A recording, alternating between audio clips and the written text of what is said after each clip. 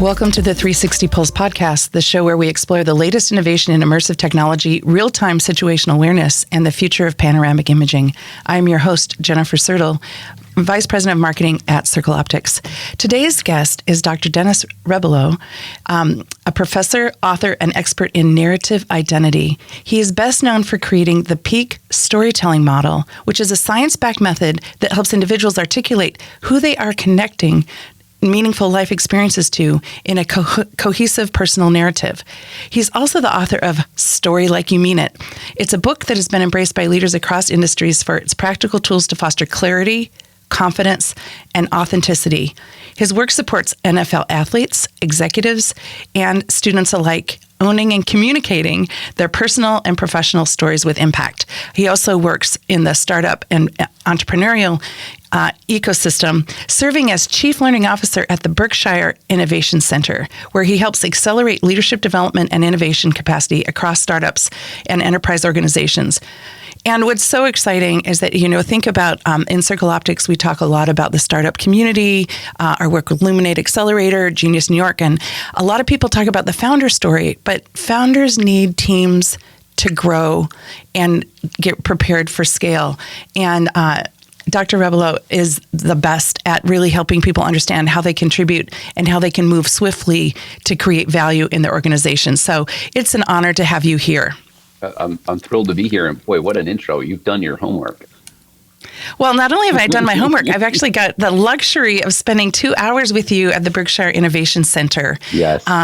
Which is, and I'm going to let you kind of tell what that is, but it is, you've got so much, the dance between business savvy and psychological empathy is such a unique combination, which is why I really wanted you to be a guest as soon as possible. And so let's go ahead and let you talk about the work that you're doing now, what's meaningful about it, and then I'll kind of dive into some questions that may be less interesting. Yeah, well, I'm sure they'll be fascinating just the same. My work is institutionalizing learning as the Chief Learning Officer at the Berkshire Innovation Center. And the Berkshire Innovation Center is a 5-year-old. You saw the building. It's probably now a $20 million building that was constructed very collaboratively with mass quasi-governmental organizations helping the cause to really create. It's a bit of an arena for innovation for both, not just startups. Startups are really critical energy source for the return on collisions that happen there. But also, organizations, firms that are tech-enabled that maybe 300 years old now. So we have General Dynamics, Mission Systems. We have a lot of these spin-off plastics and paper companies that make filtration for dissolved air filtration companies. And these companies, biotech companies. And so the Berkshire Innovation Center is this arena for gathering, for convening, across really 3 pillars. So we want to create community, always provide education, along with new technological advances. And to combine them, we believe that's where, the sort of the accelerator, right, so to speak, creates opportunity to ever better something. I mean, I have a ring on right now, University of Rochester ring with the Meliora on the side. And, Meliora means the motto of that school that I graduated from that recruited me for optics of all things, but I did a little switcheroo along the way since then, obviously. It was really about ever bettering, right, conditions, right, to make things better, right, from the old Latin word. So when we think of making things better, one of the deficiencies, or it's almost like somebody once said to me, it's like there's an anemic nature of learning at work, right? Like learning, everyone says, "Oh, you got to learn. If you don't learn, you're not living." Yet no one provides, or very few firms today provide innovative learning. So learning and social innovation are also part of it, right? So how do we evolve learning to create simulation-based learning? So you mentioned narrative. How do you tell a founder story? So for our stage 2 accelerator companies that are on the continuum would be the entrepreneurial ones, not completely nascent technologies, but pretty new, maybe some funding, but not completely funded. those companies that we bring in and we sort of scholarship for a 9-month program, we help them tell that founder story, right? Which is critical in raising money. It's critical in attracting talent. It's critical in conveying a sense of your identity, your values, lived experiences that shaped you to drive forward despite uncertainty, right? The definition of entrepreneurship, and de-risk whatever you believe in to come to market, to commercialize, to bring to an ever better conditioning of some state that you want to apply this technology or this business to, right? So what I do is I make sure that our 14 organizations that are institutions, UMass Amherst, like MIT, Williams College, Mass College of Liberal Arts, known as MCLA, and others, Berkshire Community College, that we look at what they have to offer. We don't compete with them, but we complement them as a learning institution, the learning arm of what we do.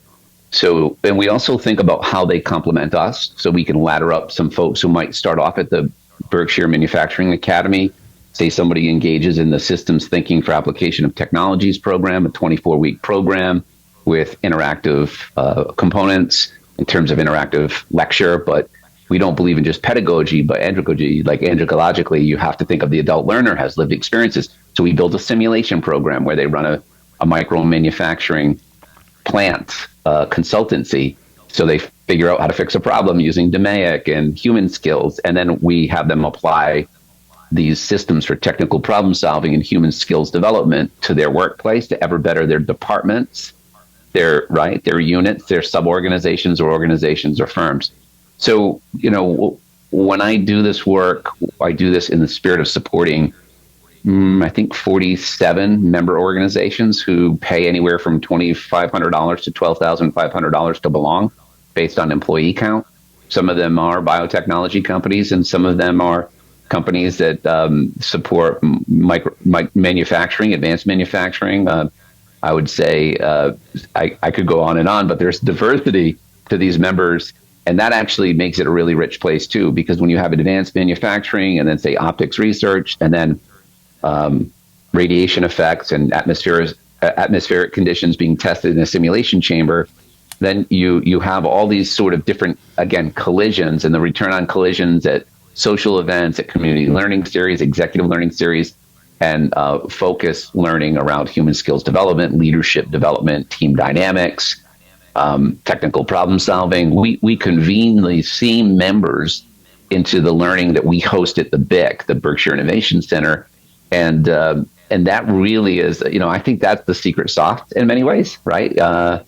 If you're going to make a better bike seat, you don't necessarily build bikes for a living and race bikes for a living. You might be from a completely different industry, right? And if you're thinking about manufacturing, you might be George Eastman. You might not be Henry Ford. You might be Henry Ford visiting George Eastman to understand how to create a mass manufacturing attempt in the automotive world. So I think that, we have to think of richness of perspective. We do that. And we have to think also of ways that we can help the arms of these educational institutions reach and teach within industry. I call it learning in the fringe. And we can never divorce human skills from technical problem solving or technology understanding, right? Human skills are what coheres the application of somebody's technical acumen. So we spend quite a bit of time on understanding human skills. And by human skills, I mean not just, I'm a leader and I'm in charge, but the opposite of leadership. All influence is leadership, and all leadership is influence, but also receptivity, the capacity to be open, empathetic, the ability to analyze, the ability to adapt, the ability to organize. Understanding how things work is how we use organization, how to communicate effectively across audiences. Also, the power of exploration, going into ambiguity. It's not natural for everybody, Jennifer, right? It's like, whoa, it's not like an easy thing for some people. They want to de-risk that part. And then the other bit, too, would be creativity. What ways can we rethink creativity within the context of the learning programs that we provide? So we're always integrating human skills development. I know it's a mouthful, but I wanted to give you I was just going to say, answer. I love it. And I think many of our listeners also are more engineering. And I'm learning also, I'm doing the Enneagram right now, learning particularly about the investigator style and how much time they have to process. So I'm just going to have a sip of coffee. And the thing that I hope people will rewind and listen several times is what we just heard was the usefulness of being human. Mm-hmm. And in this era, there are many people that are afraid about the augmented piece of what's happening in work. And the skills that you had just outlined are so important. And there's a lot of fear around, especially entry-level jobs. And so if you have an opportunity to do your next TED Talk or next story that's going to scale, I hope it really is about the usefulness of being human, just because people need language around what makes them valuable. But if I go back to your programming, I know, and of course, the bill just passed for President Trump, and there's there's a focus right now on manufacturing jobs.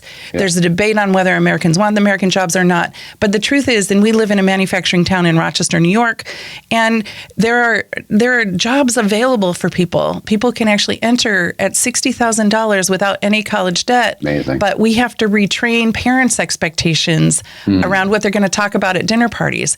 But with your programming, I'm going to go back to the Berkshire Innovation Center. Is that program designed to scale nationally? Yeah. How else can people participate? Because the unique aspect of the systems thinking with manufacturing is a lens that I haven't seen many places, and I feel that that's a lens that the nation needs. Wow, that's fantastic, Jennifer. What a great insight. And so the good news is like this. Yes, because we have a learning management system, right? And we're, I've been able to bring folks in from industry to help better even their ability to relate to people across audiences with their industry knowledge, but with our learning paths. So we create learning pathways that we had somebody in South Africa during, 2 cohorts ago, who had relocated to Pittsfield. But, he wanted to attend something down in South Africa for family. He's from South Africa, so he went down there. Jared Labos, one of the co-founders of a company called Noble Carbon. And, he makes a smart circuit board technology, really phenomenal stuff. And he was able to participate. He was able to use a phone to move a robotic arm in Pittsfield, Massachusetts, with the help of our friends from MIT, who just won the Best Paper Award at the annual engineering education conference. Just phenomenal, that topic, that division of engineering education. And, I think that's really important, right? So the answer is yes, we can scale. We just also, not quite concurrently, but, I would say a few months after that cohort graduated, we started what's called the I AM program, which is the Innovate Anywhere membership program. For the very reason that I think you might be asking the question, what if folks want to, at different member firms and different founders, want to bring education to their company, but they're in Cambridge or they're in the Rochester area? How might they participate in these learning programs, right? And so we have a membership program now that I think it's at the lowest end. It's like $2,500 in terms of cost, because we know that those folks aren't using facilities that you experienced when you were here, but they definitely will be using the learning. So it gives them opportunity to get into the learning programs or get discounted rates on other services, like our media packages, because we do work. We have an award-winning documentarian that is in the media division of our organization. We also, as you know, have a podcast that unpacks the narrative of founders and leaders, not just of member firms, but folks who can really help the entire ecosystem develop. So we bring people in from California. We bring folks in from, different disciplines and backgrounds to unpack their unusual life path that got them to do this very thing that's an unusual job that everybody might want to do.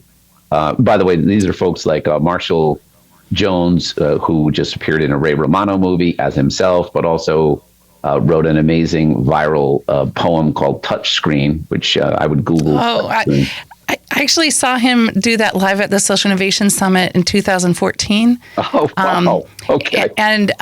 And I like apple picking. Like there's, I'm going to include that for sure. For those of you listening, there's about 7 links that have been described. Please go to circleoptics.com, our website, and I'll be sure to have hyperlinks to all of these amazing resources. And the wonderful thing about Marshall Jones' home is that it really does talk about human versus technology. And I think that's a beautiful lens. I'm sorry to cut you off, but I'm just like, I saw it live. Yeah, that's great. I mean, he performed that in my living room, right, without any announcement at a benefit for Narrative Research Group. Narrative Research Group is the nonprofit organization that I started that holds the intellectual property that I developed as part of my dissertation work. And so we have like 21 coaches, we call it our starting 5 who do the work routinely.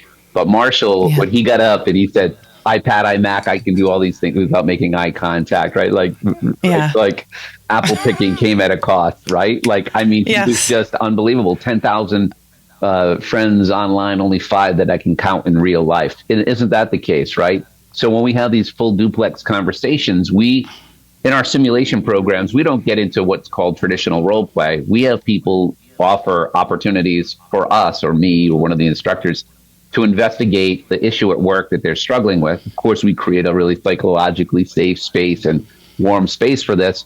And then we role play out, but more in a real world simulation, right? Where we stay in the role play for a little bit longer. And we'll try on what I call imagined variations of different responses of both the person who they're having an issue with at work, as well as them. And then they try on and reclaim the role of themselves. So we do a lot of this. We're in the real world, right? Marshall does poetry slamming. We do role play realizations. It's like, there's something about the live performance, even if it's Zoom enabled, of us being together and you being the person who's hassling you at work, not in a hassling way, but that's troubling you or that's activating a derailing behavior. And then for me to be able to embody a version of you and then flip it and back and forth. And then often these creative entrepreneurs, they don't see ways that they can create, or even organizational members don't see ways they can create new responses. So sometimes the reclamation or discovery of creativity through language is introduced through pressure, right? And so we create safe pressure that actually solves a real world problem, so they're motivated by it. Wow.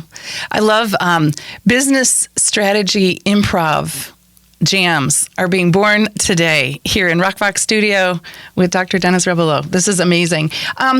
Before we go a little further, I did neglect to actually share Circle Optics investment and participation in the Berkshire Innovation Center. Can you talk a little bit about that? And then I'm going to ask some more questions.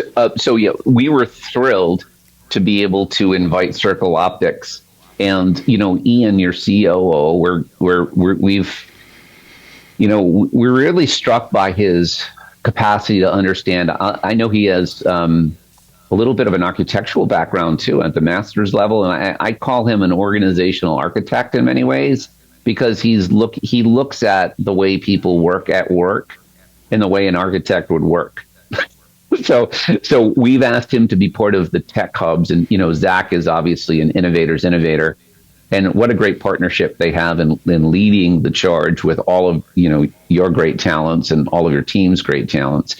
And so we've asked you to be at Circle Optics part of the advisory group that serves the Berkshire Innovation Centers, really the initiative around advanced optics manufacturing, which is a tech hub that we are a finalist for, which we should be getting, a final update pretty soon.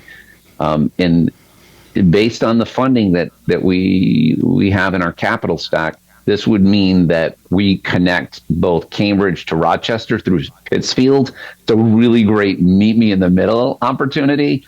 And we bring a lot of these nascent technologies, research, and again, this concept of return on collision, so that, if you're trying to make a glass device, we'll say, right, apparatus, polymer-based, you can do that in Rochester. But if you can get to the metal lens technology of, say, Marius Optics, which is one of our core is our cornerstone of the advanced optics movement in Pittsfield, which comes out of UMass, now we've got something where we can, create some flat optics applications of the work you do to miniaturize potentially what you do, so that what you do sits on maybe other devices and can have other applications. So we're really another organization like this is 2Pi Optics out of Cambridge, which is a spinoff out of MIT. So, and then if you think about EMA, and you met Robert Smith from EMA, and Justin McKinnon was the gentleman, the principal scientist who really got behind creating this hub for EMA out here from the west to the east in Pittsfield, of all places. And now simulation of what maybe something would be like and out of space can actually happen in the space inside the BIC. So if you think of simulation of something that might be made at a small nanoscale, that's an optical application or advanced optics version of the thing that you do today, how do you test that to make sure it can survive conditions without sending it out to space for 13 years? Because if you send out something to space for 13 years, A, it's a long time, the world changes. B, if you bring it back prematurely and say, well, we sent it out there for a little bit, we'll bring it back, whatever degradation of that device or like the hits it took it will definitely start to heal when you bring it into like back to Earth, right? That's a quick explanation, right? And so we want to really stimulate and shoot and charge whatever it is that you might send to space. So we're really excited about Circle Optics because of the Novell technologies. This 360, like auto stitched, like way you are able to capture really a full field of view, back, front, left, right, and do it so quickly to the photon level so that we don't have that really big overlap and parallax and all those other things that normally can create inaccurate readings. We're excited about this because we see that what you're doing in the world's largest accelerator for optics and laser energetics related businesses, but optics in particular, probably even more so, it is going to inform, help, shed perspective and illustrations of how our partners down here will be able to rethink the work they're doing and incorporate Circle Optics and have Circle Optics incorporate some of what you all discover along the way. So we love Ian, we love his perspective and his sort of objective observer orientation and his sort of the architect within. And we really, and also openness, right? Like what I've discovered when I visited Rochester and Circle Optics is that you're radically open and much more collaborative than many other industries. Optics tends to be that way, as Damon said when I spoke to Damon, who, by the way, like I studied holography in high school and did holograms. I couldn't believe it. When I met Damon from Luminate, I couldn't believe that not only did he specialize in holography at the University of Rochester, which is what got me to upstate New York, right, in the first place, he actually did his PhD around this space. And what I was thrilled about is that he helped evolve the educational programming at MCC, Monroe Community College. So just that collision for us allowed me to go back and say, wow, how can we think about, and I think that was DOD funded, how can we rethink how we can help influence educational organizations around us, like our local community college or our partner in MCLA. Can we find physics folks there? And is there an optics person in there? So that sparked me investigating these two schools. And at MCLA, I discovered the chair of the physics department actually is a fairly well-known optics researcher. And we would have never found this at a liberal arts college miles from us if it weren't for the collision in Rochester. So, right? It's like Sherry Turkle from MIT says the reclamation of conversation, right, is really important. Reclamation of conversation. I love that. And I just want to add, too, that like just for my team, I would say we believe that the future of imaging is wide field of view imaging. Mm-hmm. And once people get a sense of the realism, they're going to be dissatisfied with other imaging. And that's our vision. Mm-hmm. But what I wanted to say is that our brand is built on know-how, innovation, and synergy. Mm-hmm. And synergy is one of the reasons why we're talking here. Mm-hmm. The original George Eastman actually gave money to MIT. It was an amount non-disclosed, and he gave it anonymously, but we now know that he has.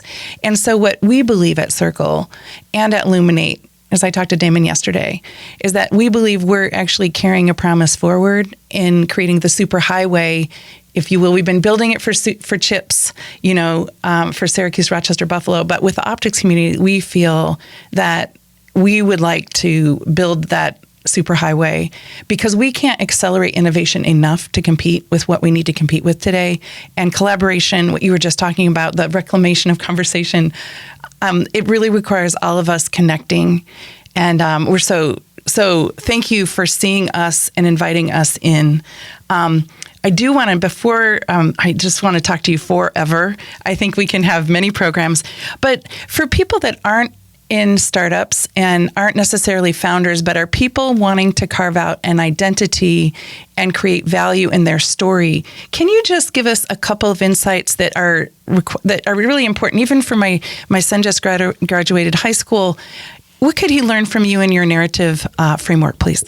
That's a great question. Big question. I know we don't have forever, but I'll give it a go. So when I was being interviewed by the University of Chicago at the Booth School, Anita, who is charged with the interviewing, she does 12 interviews a year for their career development work, which includes servicing all the graduate divisions and any alum. So as you know, University of Chicago, the Booth School, actually, I don't think people know this. It outranks Harvard in terms of their MBA grad.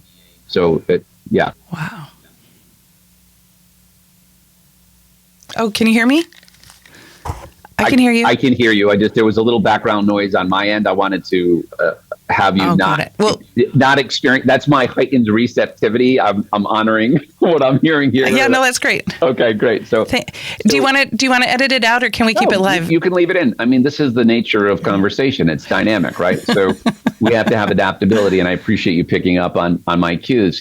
And I think that, the point around University of Chicago, go to the University of Chicago, just type in Dr. Dennis Rebelo, career cast, University of Chicago. You'll find an interview. It's under 30 minutes where she puts me on the spot to recraft someone's story. So that's the first thing I would advise someone doing. The second bit would be a narrative is not a story the same as a story. A story is a recollection of a moment in time, and a narrative is your story over time. It's a very important distinction. Even though I tend to use the word synonymously, what we're doing is we want to collect lived experiences that stretch back in time. So a path, the type would be a past hero experience where you overcame an obstacle is a really critical one. If it's for your son or anyone else, did this stick out? Why did it stick out? What mental muscles was I using? Was I inventing? Was I discovering, exploring? Was I voicing, communicating?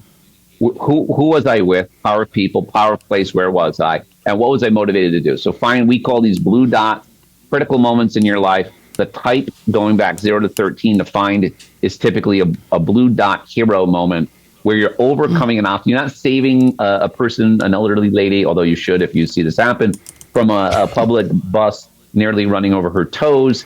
You're actually saving yourself. So this is an identity formation experience. So that's number one. The second moment to find is something. Now, these are hash marks, 0 to 13, might be 0 to 18, 0 to 22 for somebody. That's fine for the hero. Then we want to go to collaborative, and I'll tell you why sort of at the end. The collaborative moment is where you're in relationship with others. So you're a social creature. You're in relationship with the world. I want to know, if I'm listening to your story, not only that you can grit it out, grind it out, and overcome and stand up for yourself and adapt and communicate, et cetera, and analyze and explore to save yourself. I want you to know that you can coexist with other human beings.